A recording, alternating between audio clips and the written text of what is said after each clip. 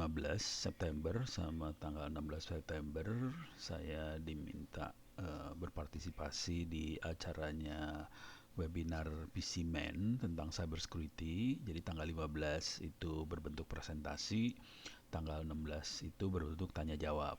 Oke, 15-16 tentang cybersecurity. Cuman kejadiannya adalah tanggal 16 terutama pertanyaannya banyak.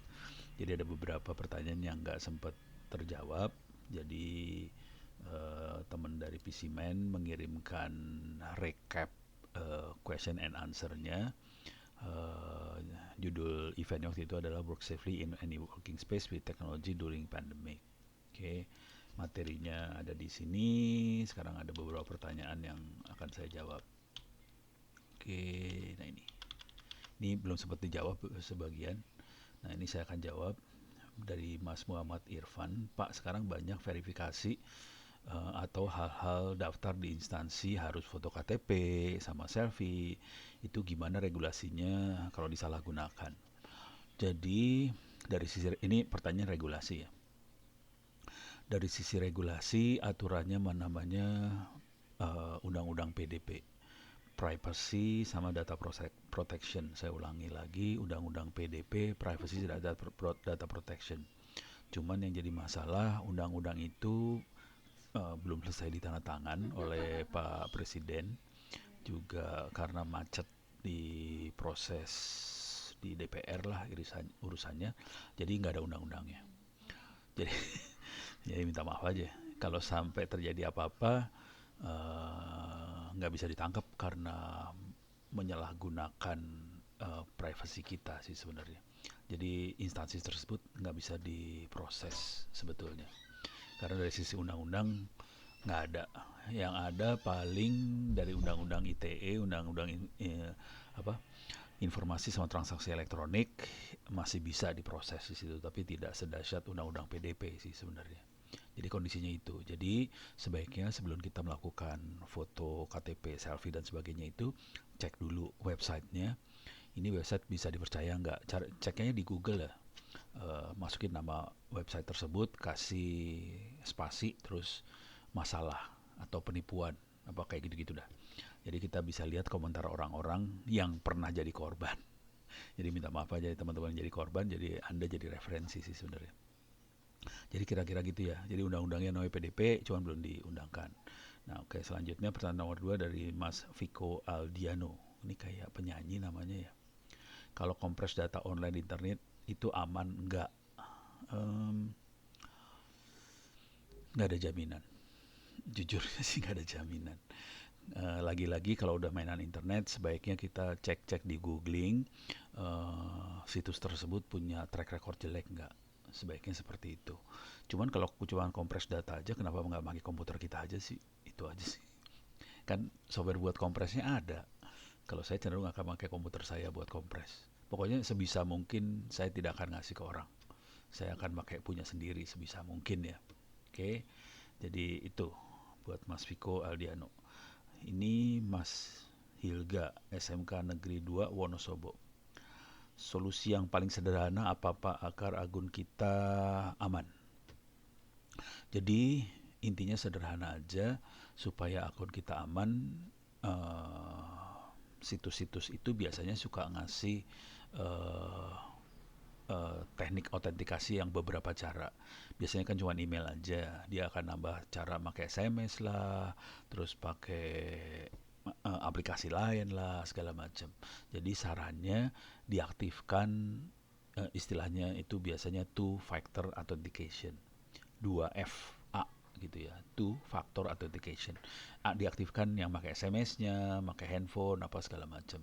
Jadi ditambahin proses autentikasinya.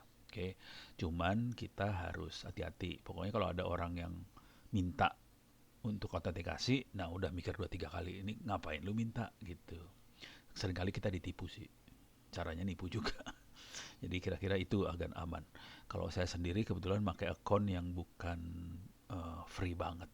Jadi akun-akun saya rata-rata dari kampus, dari provider. Jadi bukan yang Gmail gitu, nggak terlalu saya pakai. gitu. Jadi kalau mau aman sih sebenarnya mending dari sekolah akunnya. Aman tidak kalau semua password kita dibuat sama karena sering lupa. Nggak aman. Jadi jangan password dibuat sama. Caranya pakai rumus supaya aman. Ini saya kasih lihat dikit. Pakai web. eh, eh, Rumus apa bahasa Inggrisnya ya? Formula ya. For formula many password.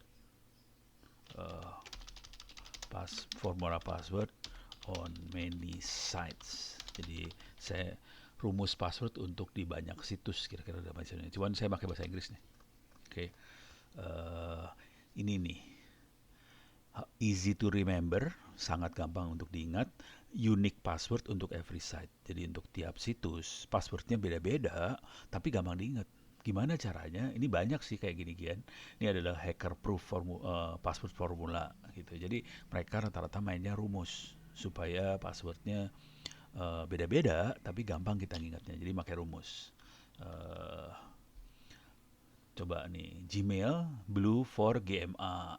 Terus eh, jadi karena apa warna yang dia suka biru, jadi semua pakai blue. Karena for-nya. Terus ada kasih tambah 4, terus 3 karakter dari website domain. Jadi rumusnya kayak gitu, dia bikin rumus sendiri ya. Jadi semuanya blue semua, terus ada angka for, terus Gmail GMA, Facebook FAC, Twitter TWI, terus HDF HDF. Jadi passwordnya kayak gini, boleh. Tapi jadi kita bisa ngarang password. Nanti passwordnya idenya macam-macam loh. Ini ada rumusnya lagi. Ini ada rumusnya lagi. Jadi banyak kita bikin rumus sendiri, rumus yang kita ingat ya. Jadi rumus yang kita ingat konsekuensinya passwordnya bisa beda-beda untuk setiap situs. Jadi nggak sama. Jadi kalau satu jebol, yang lain nggak ikut jebol sih. Jadi cukup satu aja yang jebol, yang lain nggak. Gitu ya. Ini urusan password di banyak site. Sekarang dari Mas Cana.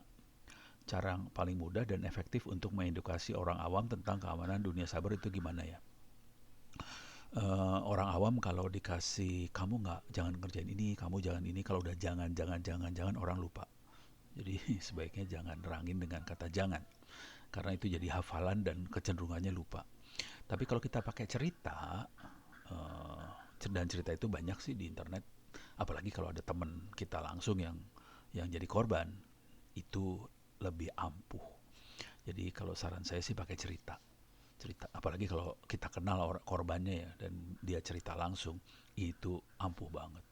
Misalnya ada orang kecurian di internet karena dia pakai wifi gratis di kafe mana gitu. Atau dia ditipu lewat WhatsApp gitu, karena terus dia kepo banget, dia ngeklik sembarangan, terus kemasukan trojan lah apalah. Nah itu lebih lebih efektif.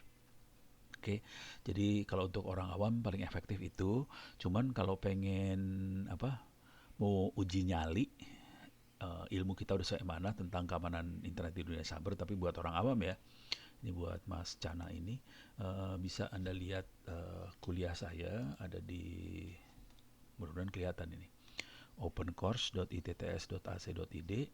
Saya ulang lagi, opencourse.itts.ac.id. Di sini ada kuliah namanya, bentar, mana dia? Internet Safety. Nah ini dia ada Internet Safety. Kita klik aja. Silahkan Anda daftar, ini free, gratis, nggak usah bayar apa-apa. Silakan Anda daftar. Di sini adalah ada ilmu-ilmunya tentang dasar-dasar keamanan informasi, perilaku keamanan di dunia online, terus ada cyberbullying itu apa, terus kecanduan konten negatif, gimana ngatasinya, keamanan password, keamanan email, terus keamanan gadget, perangkat bergerak, mobile handphone, keamanan media sosial, terus VPN itu apa. Nah, terus di sini ada ininya, kuisnya. Silahkan dikerjakan kuisnya aja. Ini cuma 10-15 menit. Uh, Silahkan dikerjakan real time quiz. Ini kebetulan saya waktu itu berapa kali demoin. Nah, start attempt. Nah, ini nanti kita tinggal isi-isi. Nah, kalau nilai Anda di atas, ini saya isi sembarangan ya. Pertanyaan ada 15 pertanyaan dengan perhitungan 1 menit 1 pertanyaan. Oke, ini saya isi sembarangan. Jadi bentuknya cuma benar salah, ada multiple choice sedikit, jadi nggak banyak sih. Nah, kalau Anda berhasil, ini buat uji nyali ya. Kalau Anda, salah.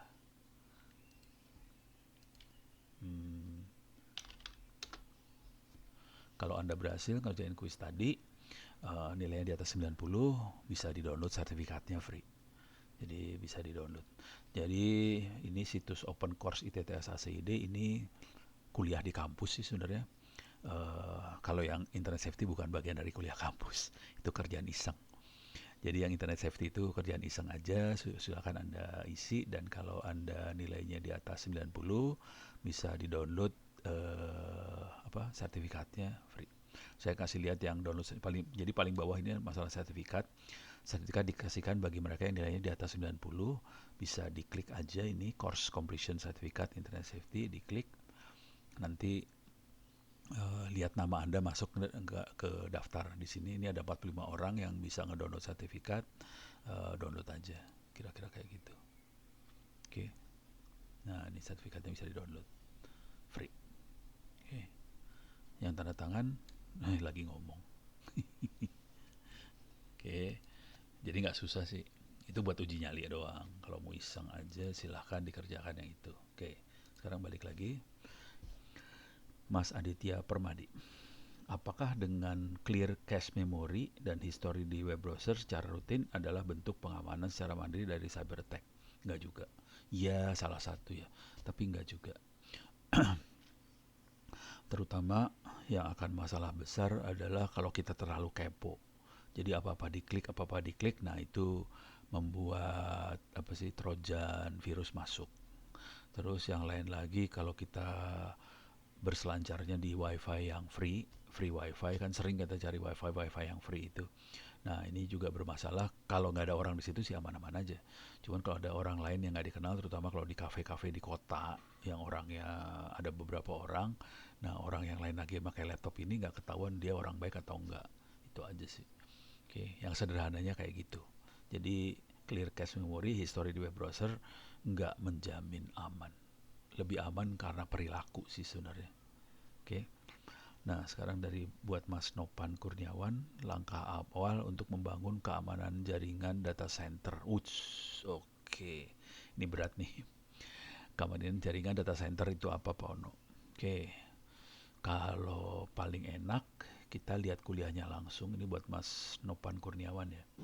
Anda bisa masuk ke Open Course ITTS ACD. Ini kuliah S1 beneran. Oke, di sini ada cyber security. Kalau yang tadi internet safety ya, kalau ini beda, cyber security lebih susah, lebih berat kuliahnya. Di sini terangkan konsep TCP/IP, simulator jaringan, advanced routing segala macam. Nah, udah gitu masuk ke hacking. Di sini hacking diterangkan, kemudian setelah hacking diterangkan ada attack segala macam. Sudah UTS mulai cyber security-nya. Ini dibaca. Baca. Jadi kalau yang sederhananya cara berpikirnya gini. Untuk mengamankan apapun, data center kayak server kayak aplikasi di internet, Anda harus ngerti cara kerja jaringan. Anda udah ngerti cara kerja jaringan, harus ngerti bagaimana seseorang melakukan serangan, hacker nyerang itu seperti apa, baru belajar cyber security. Jadi cyber security itu belajarnya sesudah kita belajar cara ngerusak jaringan. Kira-kira kayak gitu. Pada saya. Oke, jadi ini materinya ada di sini, ada di kuliah. Dan sama seperti tadi, bagi Anda yang nilainya di atas 90 bisa download sertifikat free. Ini saya kasih lihat aja, ada 25 orang doang yang berhasil dapat nilai di atas 90. Dan ini bisa untuk Anda yang masih mahasiswa, ini bisa dikonversikan jadi SKS, jadi kredit untuk sarjana. Kalau Anda bukan dari ITTS, harus nego dulu ke kampusnya. Cuman kalau Anda di ITTS ya, atau ingin mendaftar sebagai mahasiswa di ITTS, ini bisa dipakai untuk curi start sih sebenarnya. Jadi Anda bisa lulus sebelum kuliahnya. Jadi sebelum ngambil kuliahnya udah lulus, gitu. Ngerti, kebayang? Jadi Anda bisa ngerjain ini, lulus, udah gitu ngambil kuliahnya, ya udah lulus, langsung nanti sama kita dosen bilangnya, ya udah kamu udah lulus, nggak usah ikut kuliah juga nggak apa-apa sih sebenarnya. Bisa kayak gitu kalau di ITTS. Kalau di kampus lain nggak tahu. Jadi ini bisa dikonversin, ini bisa diambil buat ke kampus lain juga silahkan, tapi harus nego dulu ke kampusnya boleh apa enggak. Kalau di TTS sih boleh-boleh aja, santai. Oke, kita terusin lagi ya. Jadi ini buat Mas Nopan Kurniawan. Terus Mas Andi Juanda Saputra. Sekarang banyak penipuan kartu kredit dengan alasan penambahan limit. Salah satunya melalui e-commerce dalam transaksinya. Apakah sistem perbankan bisa meminimalisir terjadinya kerugian atau penipuan terhadap nasabah tersebut? Nah, ini dia. Ini masalah sih sebenarnya. Jawaban singkatnya, jujur, bank itu berusaha banget untuk menjaga kepercayaan dari pelanggan. Jadi kalau sampai ada nasabah yang tertipu, bank, terutama bank swasta ya, bukan plat merah sih, terutama bank swasta akan berusaha membayar atau membayar ganti rugi dari kerugian si nasabah. Seringkali kayak gitu. Kalau swasta loh, kalau swasta kayak gitu banget. Jadi kalau Anda sampai ditipu segala macam, bank swasta akan berusaha ganti rugi. Udah gitu dia akan dengerin masukan dari nasabahnya untuk supaya tidak sampai ketipu. Dan mereka juga biasanya di bank-bank swasta itu biasanya kalau kita melakukan transaksi kartu kredit, nanti ada autentikasi OTP lewat SMS lah apa segala macam. Jadi prosedurnya lebih ribet tapi lebih aman di bank swasta. Nah kalau banknya plat merah, nah nggak tahu dah gua. Mereka juga sebenarnya punya beban yang sama swasta. Mereka pasti berusaha untuk memperbaiki kerugian nasabah. Cuman tetangga saya depan aja hilang 15 juta nggak bisa diapain. Jadi nggak tahu dah ceritanya gimana. Oke, jadi ya gitu, sebaiknya koordinasi sama banknya langsung. Oke, nah ini buat Mas Adi Juanda Saputra. Sekarang buat Mas Arif Purnawa. Mengingat saat ini lebih banyak bekerja dari rumah atau WFA dengan menggunakan jaringan koneksi internet yang beda-beda di luar dengan jaringan kantor, banyak sekali user kami mendapatkan email spam, email spoofing. Ya, betul. Bagaimana caranya mengatasinya apabila end user kita terlanjur klik tautan URL, klik attachment terus. Waduh, kalau udah terlanjur udah berabe itu urusannya. Susah tuh kalau udah terlanjur. Kalau URL atau attachmentnya nggak ada apa-apanya sih aman ya. Cuman biasanya itu isinya trojan, virus dan sebagainya. Syukur-syukur bukan ransomware. Jadi kalau terlanjur berabe, susah. Jadi emang solusinya adalah kita harus edukasi si user bahwa jangan sembarangan ngeklik, karena emang itu masalah paling besarnya, sembarangan ngeklik sih, asli. Oke, jadi agak susah nih sebenarnya.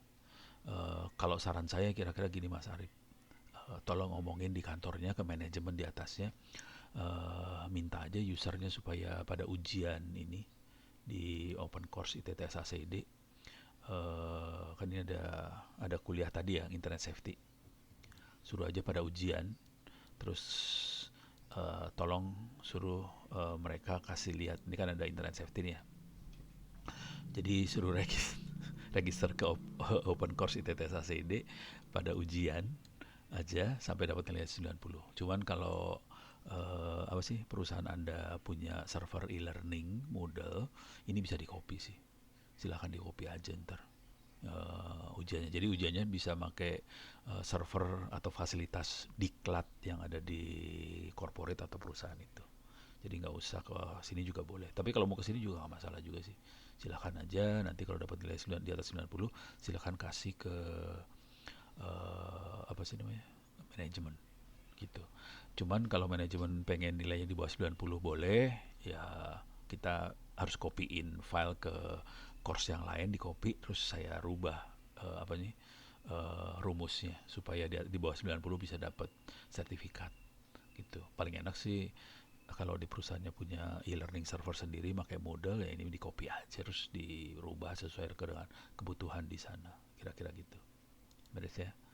Ini buat Mas Arif Purnama. Oke, sekarang Mas Andi Dirvan. Katanya kawanan cyber security kita lebih lemah daripada Uganda. Aduh, tega banget sih, siapa yang ngomong tuh.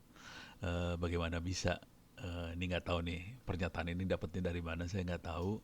Cuman kalau mau jujur,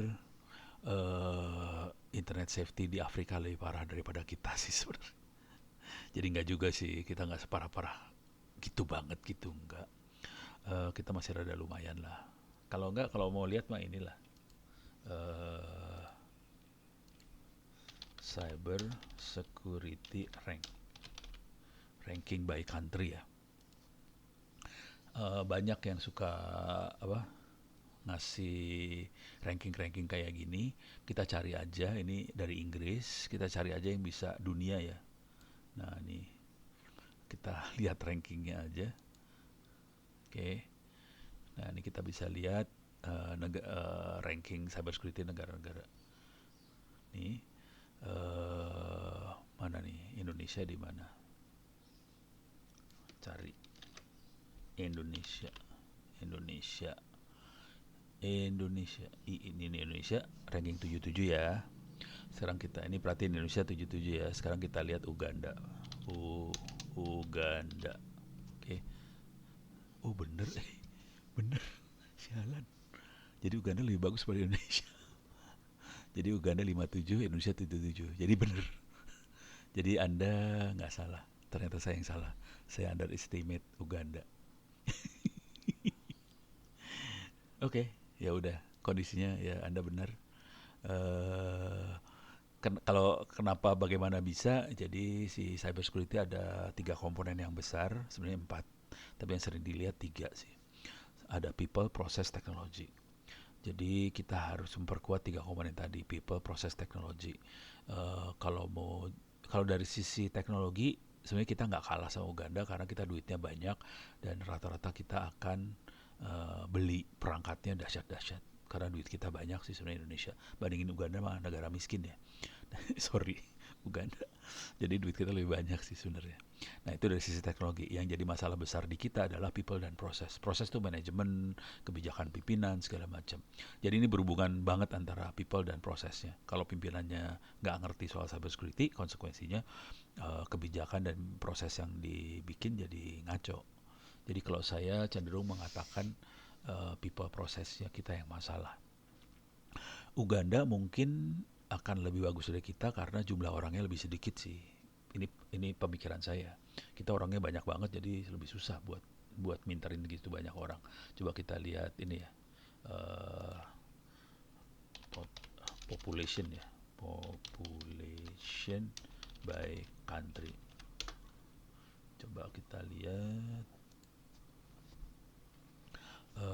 Indonesia.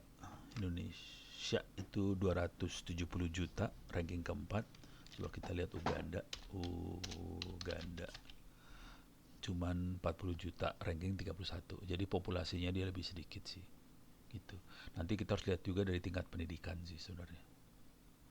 Ini kan ada populasi, fertility, ada tingkat pendidikan harusnya kita lihat juga. Soalnya cyber security biasanya sangat berhubungan erat dengan tingkat pendidikan. Kalau tingkat pendidikan kita baik, biasanya cyber security-nya juga akan naik. Kira-kira kayak gitu. Jadi dilihat dari banyak sudut sih sebenarnya. Oke, ini buat Mas Andi Dirvan. Minta maaf, saya salah ternyata. Gue pikir Uganda lebih jelek, ternyata enggak juga. Indonesia lebih jelek dari Uganda, bener. Parah. Sorry. Oke, Mas Muhammad Hafiz Al-Hijri Caniago. Oh, Caniago mah Sumatera Barat biasanya. Cuman Hafiz keren. Yang namanya ketika berselancar di dunia digital atau internet, pasti namanya keamanan itu menjadi sesuatu yang memang sangat rawan. Ya, betul. Pertanyaan saya, bagaimana menurut Pak Ono regulasi negara kita dalam menjaga, oke, uh, saya ulang lagi ya. Pertanyaan saya, bagaimana menurut Pak Ono regulasi negara kita dalam menjaga kedaulatan data negeri, baik dari pengambilan data dalam bentuk ilegal, bahkan legal sekalipun, karena menurut saya penyimpangan data yang sangat rawan itu terjadi justru di tempat-tempat sarana-sarana penyimpanan legal. Betul.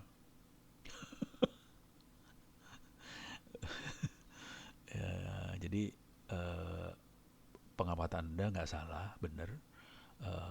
Dan kebocorannya memang di tempat-tempat yang legal karena mereka mengabaikan sisi keamanan datanya sih. Harusnya bisa dituntut. harusnya.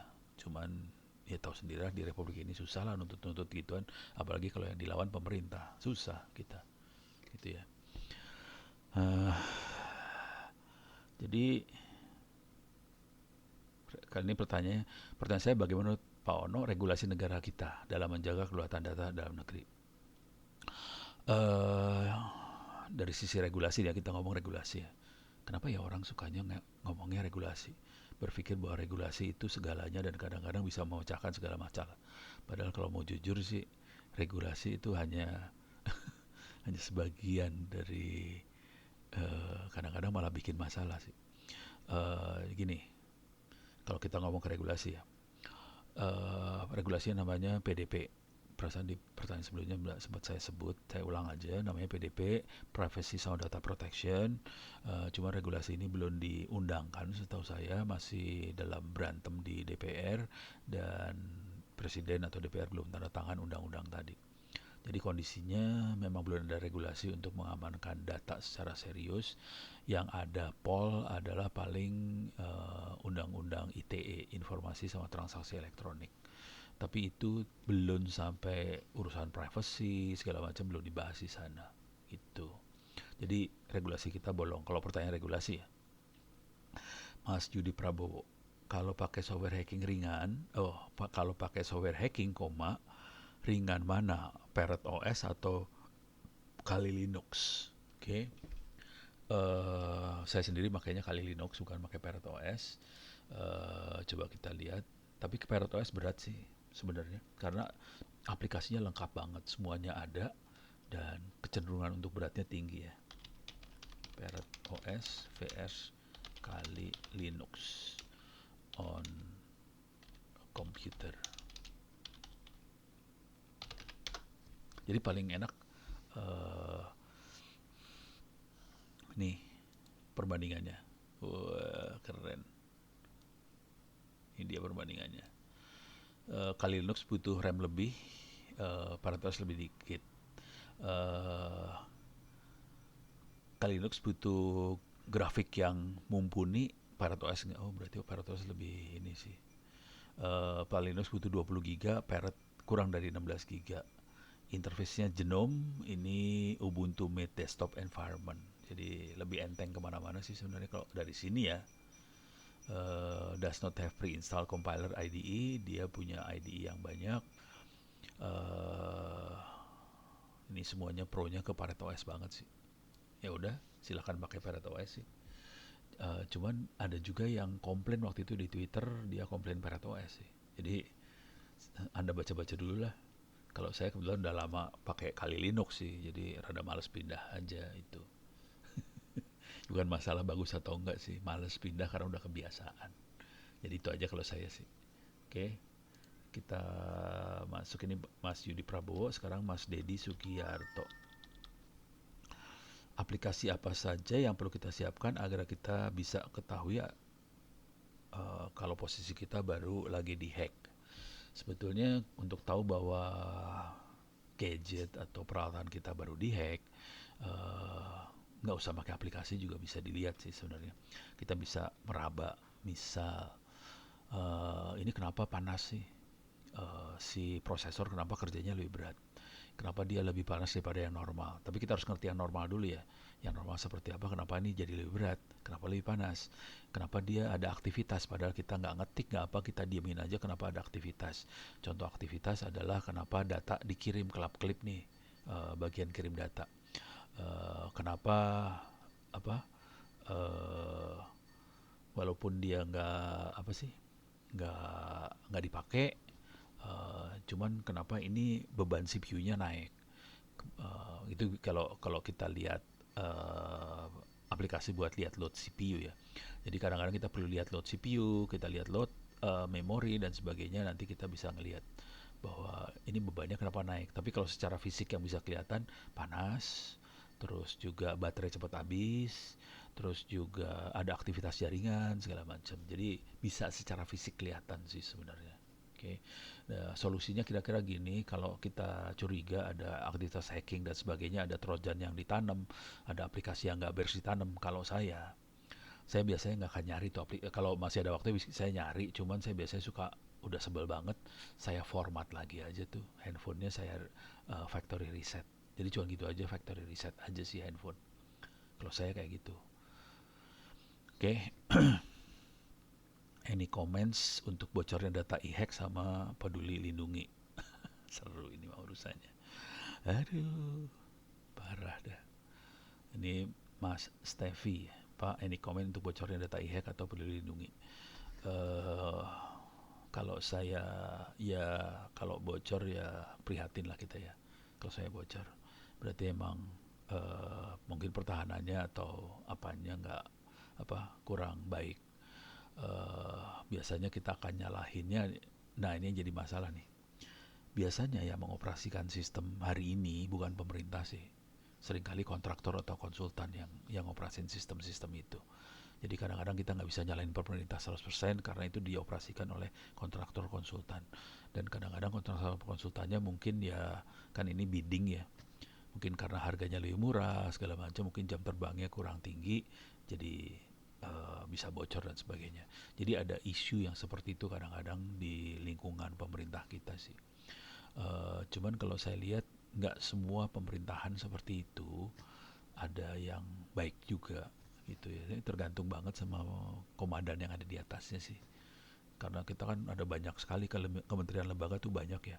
Nggak semua jelek tapi juga nggak semua bagus sih. Kira-kira gitu. Jadi kalau saya bocor ya memang memprihatinkan. Cuman kalau udah bocor kita jadi susah karena data ya udah bisa diambil orang, bisa dipakai dan sebagainya. Palingan kita harus ganti password atau apa ke bank apa segala macam supaya uh, apa account bank kita nggak dimanipulasi lah apa kayak gitu ya. Kira-kira itu sih. Kalau secara ininya, secara formalnya harusnya semua layanan publik yang diberikan oleh pemerintah ke rakyat Indonesia semuanya terdaftar di Kominfo. Satu.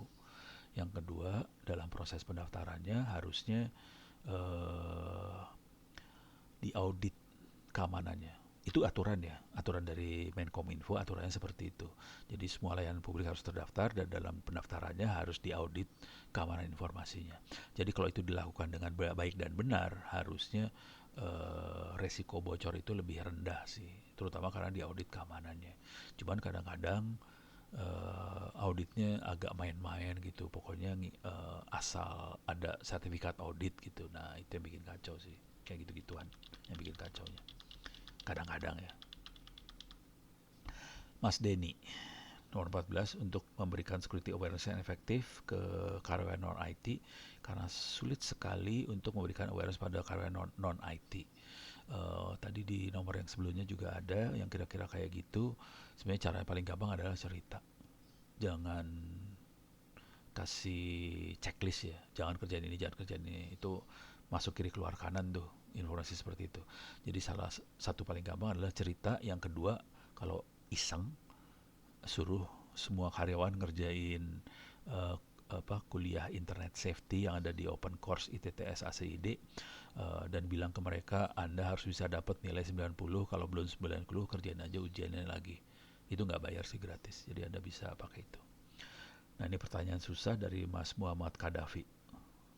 Wah ini presiden Libya deh. Bagaimana Pak mengatasi serangan ransomware? Antivirus yang berbayar juga gagal antisipasinya. Emang nggak bisa. Jadi serangan ransomware itu, jadi buat teman-teman yang lain yang belum tahu, barangkali ransomware itu adalah virus yang terenkripsi. Kadang-kadang disebut juga cryptovirus. Jadi virusnya terenkripsi. Yang jadi masalah karena terenkripsi nggak kedetek sama antivirus. Itu yang masalah besarnya. Konsekuensi dari situ, virus jadi masuk ke dalam komputer kita, dan yang nyebelin dari ransomware, dia akan mengenkripsi semua file-file di komputer kita, dan seringkali virusnya akan minta duit dulu sebelum nanti filenya akan dibuka lagi. Tapi kejadiannya adalah setelah duit ditransfer, tetap aja virusnya nggak peduli. Jadi file kita tetap hilang. Nah pertanyaannya, bagaimana mengantisipasinya? Satu, kita memang harus, ini biasanya masuk karena kekepoan user. Jadi usernya kepo, nggak klik apa sembarangan, ransomware-nya masuk gitu ya. Jadi satu, user jangan kepo. Yang kedua sebetulnya backup. Jadi waktu itu saya sama sama beberapa vendor gitu, solusi yang mereka tawarin buat alasan ransomware itu ya backup file. Jadi data di backup. Soalnya data dan hard disk di backup ya terutama. Nah, soalnya apa, kalau udah sampai ransomware-nya masuk dan mengencrypt semua file, udah nggak bisa apa-apa sih. Gitu. Jadi nggak bisa diapain tuh makhluk itu. Parah banget. Probabilitas untuk merestore lagi datanya setengah mati sih. Lebih gampang kita restore dari backupan aja. Tapi backupnya harus periodik. Makanya backupnya harus bagus sih. Solusi yang lain lagi adalah nggak pakai Windows sih akhirnya. Jadi itu solusinya. Parah banget ya nggak pakai Windows. Oke. Oke, itu buat Mas Muhammad Kadafi. Sekarang Mr. Day. Solusi teknik apa menurut Pak Ono yang untuk pengguna terhadap maraknya kebocoran data di Indonesia? Um, Susah ya. Jujur ini susah banget. Jadi kalau data udah bocor, misalnya data KTP kita bocor, terus emang bisa bilang sama apa hacker yang punya data itu, tolong dong data saya jangan disalahgunakan, nggak bisa. Kalaupun kita bisa ngomong ke orangnya, tolong data saya kasihin ke saya lagi, dia bisa ngasih. Tapi kan dia punya kopinya. Nah kalau udah punya kopinya udah kacau tuh ceritanya. Orang bisa ngapa-ngapain dengan data kita. Jadi kalau datanya bocor, mau nggak mau kita minimal yang kita kerjain adalah kita ngerubah eh, autentikasi yang penting kayak di bank segala macam kan kadang-kadang nanya nama ibu lah, nama kapan apa ada keyword-keyword kayak gituan yang harus diisi kalau kita mau restore account atau apa. Jadi harus ngomong sama banknya. Biasanya yang dihajar duit soalnya. Jadi ngomong sama lembaga-lembaga keuangan, finansial, bank dan teman-temannya, ini data saya bocor. Apa yang bisa saya yang dibantu sama bank tadi supaya saya lebih aman. Kira-kira gitu. Kepaksa harus ngomong kayak gitu sih. Cuman kita nggak bisa apa-apa banyak. Udah kayak gitu. Ini dari Pak Farosa BSSN, Pak tanggapannya tergantik informasi pemerintah yang bocor sama Cina. Kemungkinan metode bocornya seperti apa, mitigasi sampai gimana caranya supaya data yang bocor itu tidak bermanfaat lagi ngambilnya, baik bagi pemerintah Cina maupun profesional hacker. Nah ini susah seperti tadi tuh urusan yang Pak Mr. Day tadi ya. Susah banget yang itu, kalau udah bocor data susah. Saya juga bingung. Soalnya si hacker kalaupun kita dapetin data lagi, datanya kita dapat, datanya tetap bocor sih. Dia tetap punya kopiannya. Jadi nggak, bukan solusi sih minta kopiannya. Kalau pemerintah serius ya diganti aja semua KTP semua orang satu republik ini yang bocor. Tapi ya jutaan ya, bisa nangis-nangis tuh urusannya. Kira-kira itu. Saya nggak bisa, minta maaf nih, urusan bocor data saya pusing juga sih. Mudah-mudahan ini jadi pelajaran bagi kita semua supaya data kita nggak sampai bocor, karena kalau udah bocor seperti sekarang ini ya susah. Paling kita minta jadi memperkuat autentikasi aja supaya tuh faktor authentication yang aktif segala macam aktif. Oke. Ini dari Mas Nanang Haryanto. Pertanyaannya ada 4, banyak banget. Seberapa efektif strategi keamanan cyber kita maksudnya Indonesia dalam menangani resiko bisnis? Saran saya sih gini, kalau dari sisi Republik parah banget. Kita mau ngandalin aparat juga susah. Soalnya saya kan pernah ngasih training ke aparatnya, jadi tahulah kualitasnya seperti apa. Jadi agak susah. Jadi kalau saya lebih baik masing-masing kita belajar bela diri. Masing-masing corporate, masing-masing perusahaan belajar bela diri, bekerja sama dengan konsultan buat keamanan dan sebagainya, supaya kita aman. Kira-kira gitu. Dan serangan paling besar banyaknya ke end user karena itu adalah titik lemahnya. Jadi kita harus memperkuat end user kita supaya bisa meminimalkan keamanan lah. Jadi end user tuh macam-macam, ada pegawai, ada nasabah, ada pelanggan dan sebagainya. Dan itu harus dikuatin semua sih. Karena serangannya dari situ, bukan dari servernya langsung sih. Kalau kita berharap ke Republik untuk membantu agak susah. Bagaimana kita melindungi informasi sensitif yang ditangani dan disimpan oleh vendor pihak ketiga? Paling sederhana di encrypt. Jadi harus di encrypt sih. Karena tapi harus ini ya, harus disiplin ya. Pakai public key, private key segala macam, dan key-nya harus kita yang pegang. Nah yang jadi masalah kita seringkali bukan abai kali ya, males. Akhirnya kasih vendor lagi buat encryptnya, ya kacau lah ceritanya. Jadi harusnya itu kita ngerjain semua sih, paling enak semua kita kerjain sendiri, itu lebih aman. Apakah kita memilih strategi tata kelola data yang tepat untuk meminimalkan risiko cyber? Sebetulnya strategi itu diturunkan dari ISO 27001 sih, Information Security Management, apa, Information Security Management System, ISMS gitu ya. Itu ISO 27001 bisa dipelajari, naskah dokumennya ada semua, dan kalau itu diimplementasikan dengan baik itu akan meminimalkan risiko serangan cyber sih, gitu ya. Jadi sarannya belajar ISO 27001, sebagian ada di kuliah saya di cyber security di Open Course ITTS, sebagian lagi teman-teman juga ngasih kuliah seperti itu di cyberacademy.id, itu juga ada. Jadi itu bukan ilmu yang apa ya dirahasiakan, itu ilmu-ilmu ini semuanya terbuka bisa dipelajari. Cuman kalau yang serius ya bayar belajarnya. Kalau yang di saya kan sebisanya ono aja, sesempatnya ono bikin, jadi ya free yang di open course ITTS ya. Cuman kalau yang lain seringkali harus bayar sih. Bagaimana kita tetap mengikuti cyber threat landscape? Ngobrol sih sebenarnya. Cuman paling enak sih kalau kita mainan IDS dan monitoring komunitas IDS, Intrusion Detection System. Itu yang paling banyak monitor horor-horor yang terjadi. Gitu ya. Sekarang kita masuk ke pertanyaan buat Mas Purwanto Eko Setiawan. Pak Ono, apakah sistem hardening cukup efektif untuk menangkal keamanan cyber attack? Sistem hardening itu banyak loh, nggak cuma satu dua konfigurasi. Ini saya kasih lihat dikit ya. Udah azan nih. Oke, saya masuk ke keamanan. Mana dia keamanan informasi? Ini dia, keamanan jaringan. Di sini ada apa?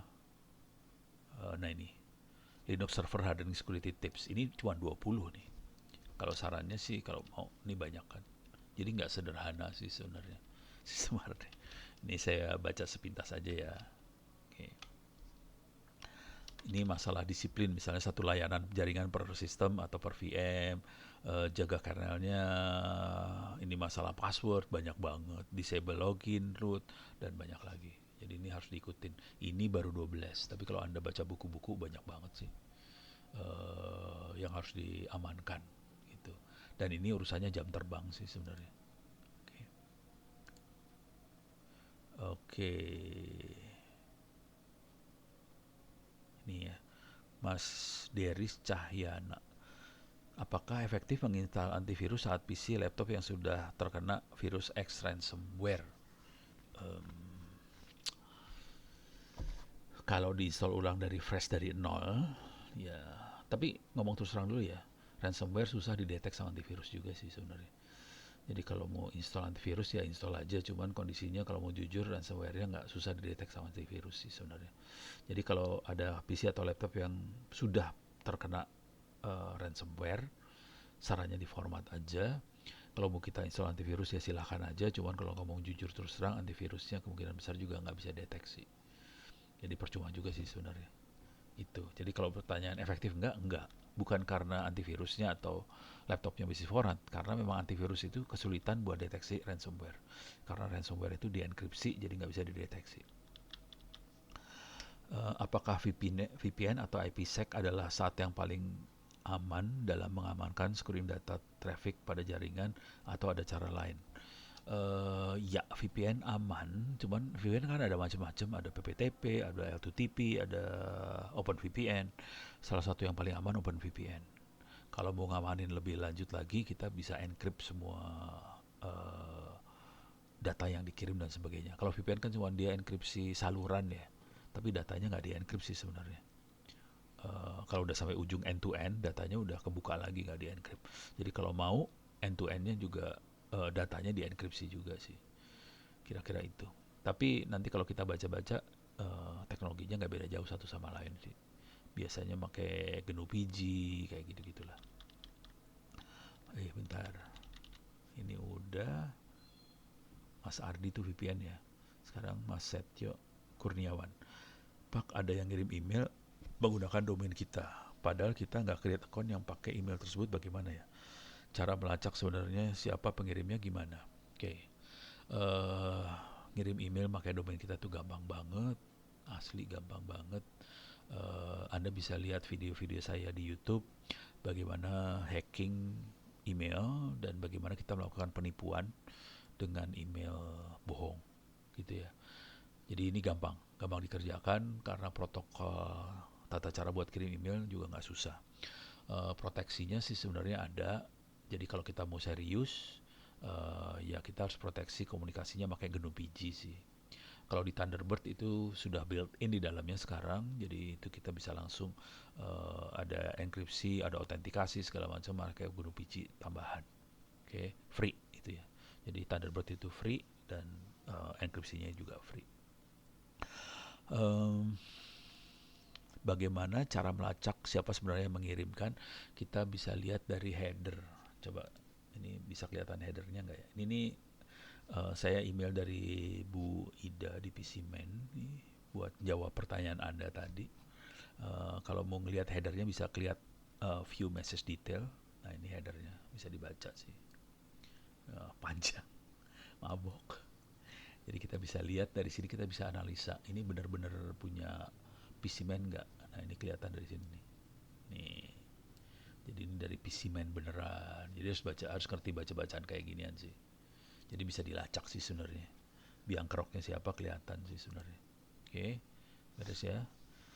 Terus Mas Indra Irmawan Prasetyo, antisipasi kebocoran data server, bagaimana mengetahui ciri-ciri ada tingkah laku yang tidak wajar dari proses hacking dari server berbasis Linux. Gak susah sih sebenarnya. Kalau yang paling gampang, ini saya ada di server nih ya.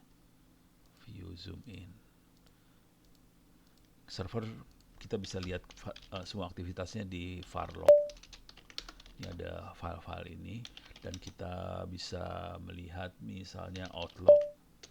Nah ini adalah autentikasi yang terjadi di log ini. Ini ada, dia ngasih tahu ada disconnect dari mana, ada yang masuk mana, terus bisa lihat apalagi, coba more syslog. Ini apa yang terjadi. Kalau tapi kita harus kebiasain ngeliat ini dulu. Jadi kita tahu oh ini biasa aja, nggak ada apa-apa. Nanti kalau ada perubahan, ada sesuatu yang ngaco di sini, kita bisa ngeliat langsung pakai mata juga bisa kelihatan. Tapi biasanya sekarang sudah sering pakai aplikasi buat deteksi yang aneh-aneh. Oke, yang lain lagi adalah kita bisa melihat pakai top kayak gini. Ini adalah proses yang sedang berjalan di belakang layar. Ada apa-apa, ini kelihatan ada UTU micro torrent server, ini torrent sih buat download buku. Dan banyak sekali. Nah, di sini kelihatan kalau ada aplikasi yang ngaco lagi operasional, kelihatan di sini sih sebenarnya. Terus kita bisa lihat memorinya berapa, cache-nya berapa, segala macam kelihatan di sini. Gitu. Itu kalau kita pakai server berbasis Linux. Jadi kita harus ngebiasain diri ngelihat catatan-catatan log, top dan sebagainya. Nah, dari situ kalau udah biasa ngelihat, nanti kalau ada yang aneh, mata kita tuh langsung lihat, oops, ini ada yang nggak beres, gitu kira-kira. Ini buat Mas Indra Irmawan Prasetyo. Sekarang buat Mas Meseti Awan. Izin tanya, seberapakah penting antivirus untuk aplikasi berbasis website? Saya pernah menggunakan ClaimFV dalam APK web saya, tapi berpengaruh besar terhadap performance. Jadi Lola, mohon sarannya. Ini kayaknya di sisi klien nih, bukan di sisi server ya.